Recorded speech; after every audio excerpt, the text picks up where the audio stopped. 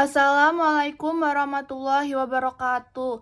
Izin memperkenalkan diri, nama saya Aulia Maharani Putri dengan NPM 2213053010 dari kelas 2G. Di video ini saya akan mendeskripsikan proses pengembangan RPP serta dokumentasi kegiatannya. Proses pengembangan RPP. Yang pertama, mengisi identitas RPP. Mengisi identitas RPP seperti nama satuan pendidikan, kelas atau semester, tema, subtema, muatan terpadu, pembelajaran keberapa, dan alokasi waktu. Yang kedua, mencantumkan KI atau kompetensi inti. Yang ketiga, mencantumkan KD, kompetensi dasar, dan indikatornya. Yang keempat, mencantumkan tujuan pembelajaran.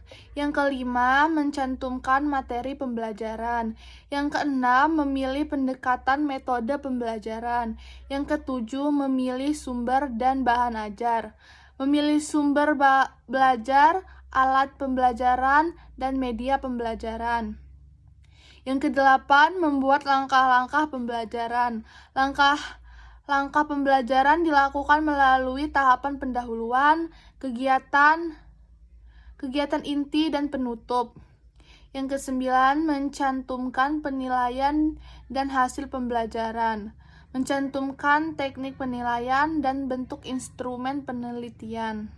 Saya menggunakan kompetensi inti seperti ini agar proses pembelajaran dapat mengakomodasi pengembangan pengetahuan, keterampilan, sikap, dan kemandirian peserta didik secara holistik. Hal ini bertujuan untuk menciptakan pengalaman pembelajaran yang komprehensif dan sesuai dengan kebutuhan peserta didik dalam mencapai hasil pembelajaran yang optimal. Di sini saya mengangkat kompetensi dasar yaitu KD3 dan KD4. Saya memakai dua aspek KD tersebut sebab dalam pembelajaran dapat membantu mempersiapkan peserta didik terutama kelas 3 untuk menghadapi tuntunan dunia yang terus berkembang yang membutuhkan pengetahuan dan keterampilan. Saya menggunakan indikator dalam cakupan C4 dan C3 berdasarkan taksonomi Bloom. Saya menggunakan indikator ini sebab saya ingin mengukur tingkat kognitif pada peserta didik.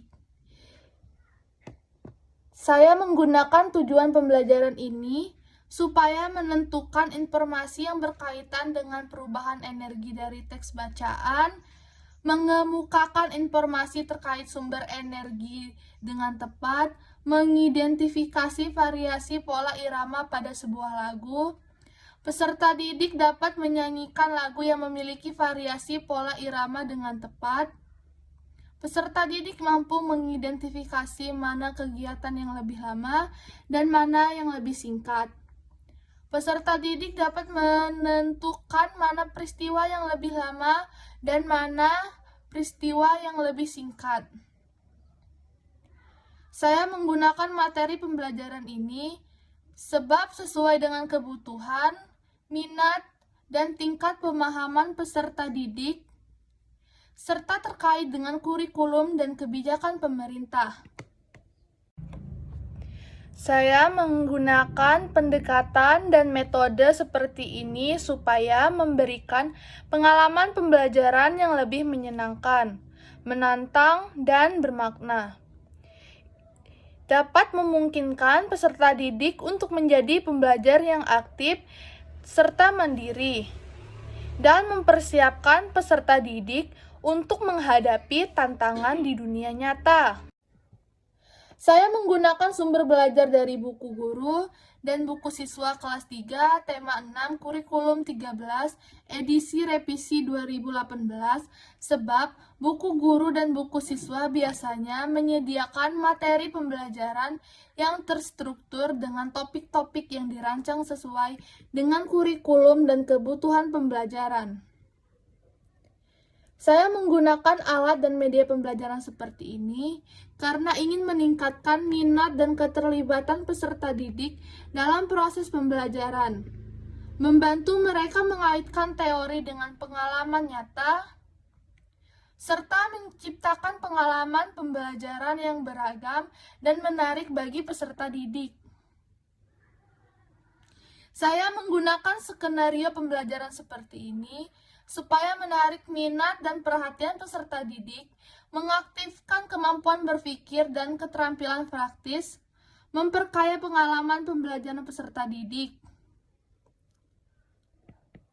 Saya menggunakan instrumen penilaian seperti ini karena untuk menilai pemahaman dan keterampilan serta dengan menggunakan instrumen penilaian seperti ini agar dapat mengidentifikasi kebutuhan pembelajaran individu peserta didik. Berikut ini dokumentasi kegiatan. Sekian video dari saya. Bila ada kata-kata yang kurang berkenan, saya mohon maaf. Saya akhiri. Wassalamualaikum warahmatullahi wabarakatuh.